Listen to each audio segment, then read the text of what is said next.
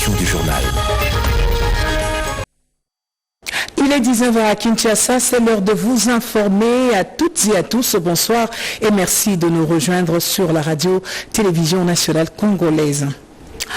Après l'investiture du gouvernement souminois, l'actuel locataire de la primature vient de prendre possession de son fauteuil. Jean-Michel Samalukonde Kienge cède sa place à Judith Souminois-Tuluka. Reportage Pati Tondouango. Remise reprise à l'hôtel du gouvernement, il est 14 € presque. La nouvelle locataire de la primature est accueillie par le Premier ministre sortant Jean-Michel Samalukonde Kienge. Cet instant est aussitôt suivi de la visite des différents bureaux du géant bâtiment administratif baptisé au nom de Lumumba. Cette ronde a permis à Madame Judith Souminois-Tuluka d'admirer son portrait à côté de celui de son prédécesseur dans la grande salle des réunions. Elle est en compagnie du Premier ministre sortant. L'ambiance est de gaieté. Jean-Michel Samalukonde Kienge, serein et détendu, conduit ensuite la première ministre à l'honneur dans les jardins de la primature. Un bon moment de découverte et d'admiration de son buste et de ceux des anciens premiers ministres a suffi à Madame Judith Souminois-Tuluka de planter un arbre dans les jardins de la primature en signe de la protection de l'écosystème et de lutte contre le réchauffement climatique. Ces différentes étapes de la visite ont conduit les deux premiers ministres entrants et sortants à un entretien en tête-à-tête pendant 1 heure. Instant suivi d'échanges de signataires et de sièges devant le secrétaire général du gouvernement qui a procédé à la lecture du procès verbal, et ce, avant que les deux personnalités fassent le point à l'assistance. Une occasion pour Jean-Michel Samalukonde Kienge de rendre hommage au chef de l'État, Félix-Antoine Tshisekedi Tshilombo, pour la confiance placée en sa personne. Remercier son Excellence, M. Félix-Antoine Tshisekedi Tshilombo, chef pour le choix sur ma personne il y a maintenant 3 ans en tant que Premier ministre chef du gouvernement.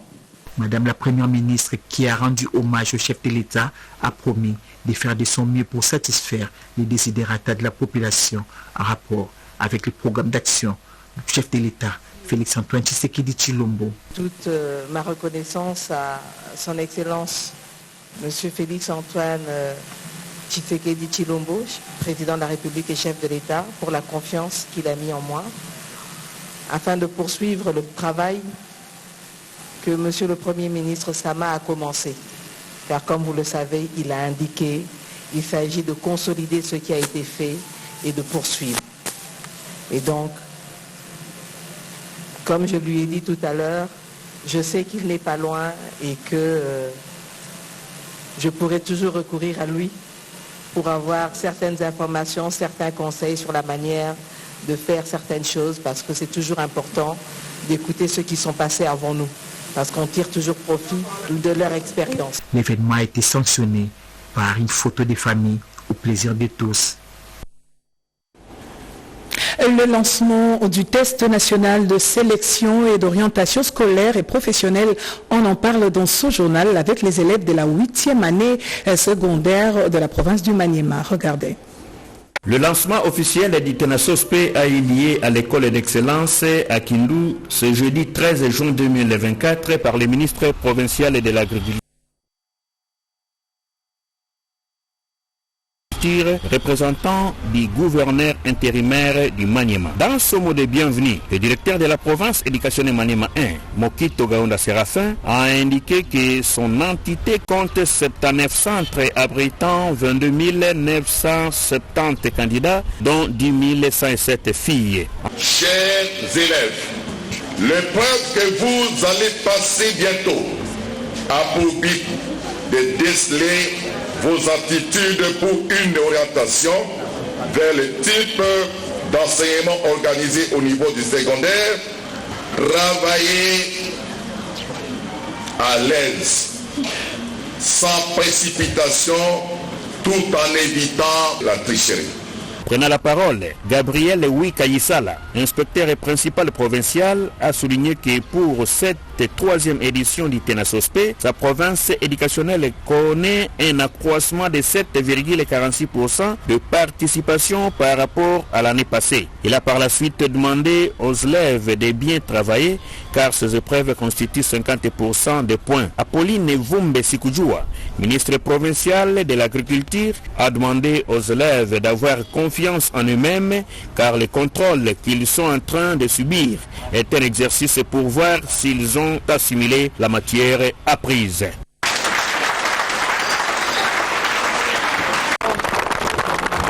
Ils sont venus de Muvunda, Kamisange, Mosokantanda, Chipaya, Kaponda et Kalungu au centre de Mosokantanda Kampemba du village Kapunda prendrait part à la 3e édition du test national des sélections d'orientation scolaire et professionnelle TENASOSPE 2024 qui se déroule du 13 au 14 juin sur toute l'étendue du territoire national congolais. En présence de l'OPJ de l'UFUPA et de l'inspecteur chef des centres, Madame le chef secteur a lancé au nom de la gouvernante des provinces Fimansou Kassaini un mot d'encouragement à ces futurs cadres du pays, leur annonçant tout de même le paiement de tous les frais d'une centaine d'élèves non en ordre, œuvre signée secteur Lufupa, dans les soucis de booster l'éducation dans l'ensemble de cette entité. C'est une joie sans pareil qui a ébloui ses auditoires.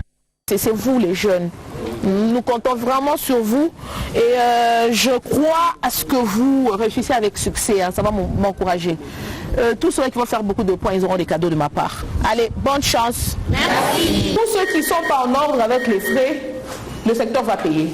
Okay. Pour ces apprenants bénéficiaires, l'action posée par la première citoyenne de l'UFUPA est une œuvre historique et jamais vécue auparavant dans cette contrée. Madame la chef du secteur, nous en sommes vraiment reconnaissants pour tout ce que vous avez fait pour nous. Car au village comme celle-ci, je n'ai jamais vu ce que vous avez fait. Merci à la maman des secteurs d'avoir payé les frais de participation. Nous sommes très nombreux qui n'ont pas encore payé. Nous les remercions chaleureusement. Merci, merci. À en croire l'inspecteur chef des centres, aucun incident n'est signalé et c'est avant de présenter ses sincères remerciements à la femme qui honore à la lettre la parole du chef de l'État Félix Tshisekedi dans cette partie du territoire de Muchacha. En tout cas, il n'y a pas de problème. En tout cas, le tout a été bien organisé. Nous sommes très contents du geste posé par Madame chef secteur. En tout cas, c'est une façon d'encourager aussi les enfants, de pousser avec les études.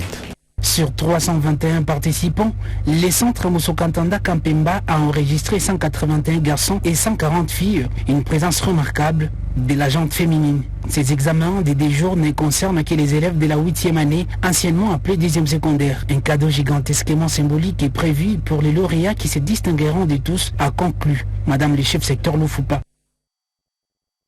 Le gouverneur de la province de l'Ituri tient au développement de sa province, d'où le lancement des travaux de réhabilitation de routes au sein de sa juridiction. Regardez. Entre ces eaux stagnantes, tenir le volant oblige le conducteur au grand tâtonnement pour placer l'air pneu.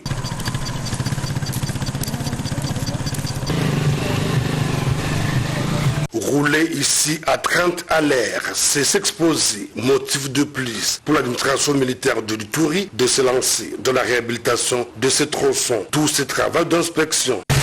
Nous sommes contents qu'on nous réhabilite la route. Les macadam s'était limité seulement à Bounia. Nous avons aussi besoin de macadam ici. Il y a aussi beaucoup de chômeurs ici, dans notre coin. En chefferie de Kakua, la Fédération des entreprises du Congo a salué cette détermination du gouverneur militaire, le lieutenant général Luboyanka Shomadjouni, pour booster l'économie de cette entité. L'état de la route laissait vraiment à désirer. Pour nous, on ne pouvait rien commenter. Si on était devant l'écran, je serais en train de sautiller. Tout ce que nous avons besoin, que ce soit une réalité, mais pas un rêve. Le chef de la chefferie de Kakwa était également le plus erré. Nous sommes satisfaits parce que nous savons que ça sera une réalité pour nous. Alors c'est que je demanderai à ma population l'appropriation pour que les travaux soient vraiment effectifs et puis que cela se passe dans de bonnes conditions. Golden Côte SRL, qui a gagné le marché, montre sa détermination à parfaire cette route dans un temps record. En fait, premièrement, il faut remercier notre gouvernement parce qu'il a parfaitement rempli son devoir de vouloir sécuriser son peuple et aussi de bien vouloir garantir l'intégrité. C'est ainsi, vous voyez, la présence de nos éléments loyalistes. Donc, Golden Côte a aussi une grande tâche de pouvoir maintenir cette route pour sa population d'abord, toujours dans l'esprit de la cohabitation de la région. Une fois cette route réhabilitée, cela réduira le délai d'intervention de forces de défense et de sécurité face aux menaces extérieures et internes auxquelles la République démocratique du Congo fait face actuellement. De son séjour à Kolwezi dans le Lualaba, le pasteur Moïse Mbié, accompagné du gouverneur Fifi Masuka Saini, a visité des chantiers du nouveau bâtiment du gouvernement provincial, l'échangeur routier de Kolwezi, ainsi que la tour de contrôle de l'aéroport international de Kolwezi. Yolande Voka. Émerveilleux, fabuleux, agréablement surpris par le progrès, les superlatifs ne sont pas assez forts pour qualifier l'élan de modernité imprimé dans la province du Lualaba, s'est exprimé le chantre du gospel pasteur Moïse Mbié. Après son méga concert dans ces coins du pays, le chantre de l'Éternel a lancé un message fort à la population du Lualaba en saluant la bravoure de la gouverneure Fifi Masuka Saini qui fait la fierté de la femme congolaise en matérialisant fidèlement la vision du chef de l'État dans son entité administrative. C'est un grand projet, nous voyageons beaucoup et la RDC aujourd'hui a un tel bijou. Nous bénissons d'abord les seigneurs et après il y a la vision du chef de l'État qui est aussi exécutée avec beaucoup de fidélité par Maman Fifi aujourd'hui. Merci pour le souci de non seulement faire avancer, mais faire avancer avec qualité, dans la perfection et surtout le souci de révolutionner. Que tout le monde voie ce qui s'est fait ici et nous serons là pour en parler aussi, pour que de telles choses se multiplient dans la nation, enfin qu'il y ait des jeunes qui vont trouver de l'emploi. Le passage du centre de l'Éternel Moïse Mbié dans la province cobaltifère a révélé les côtés attractifs du Lualaba et les infrastructures de base qui font les décors de son paysage.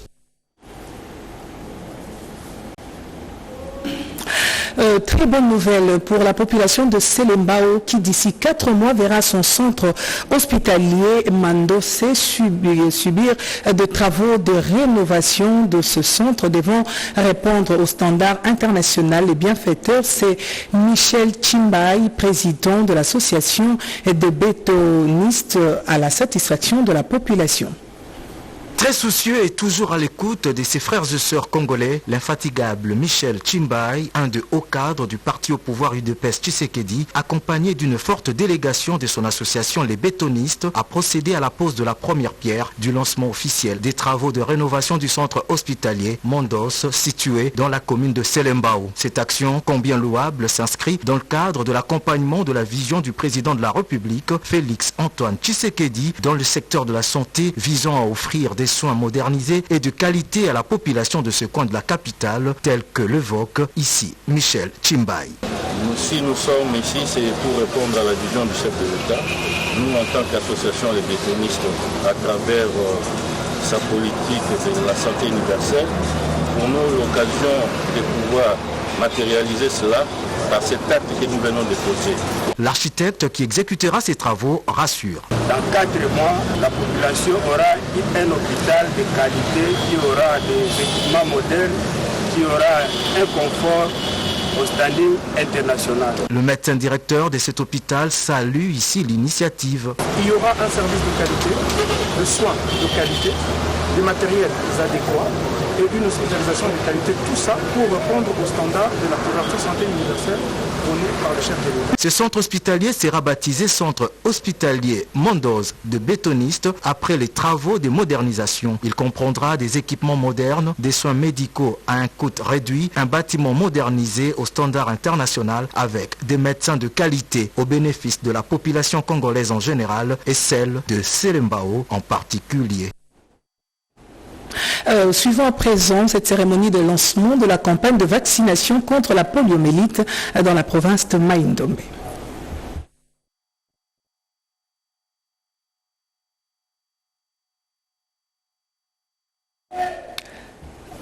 Je disais que nous allons présentement suivre le lancement de la campagne de vaccination contre la poliomyélite dans la province de Mai-Ndombe.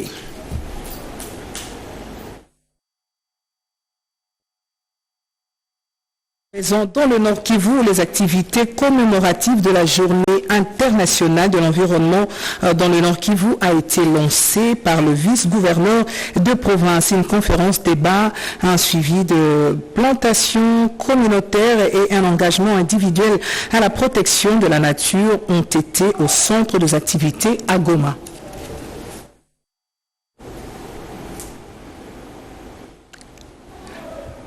Nous sommes obligés d'interrompre ce journal. Madame, Messieurs, merci de rester fidèles au programme de la radio-télévision nationale congolaise. Au revoir.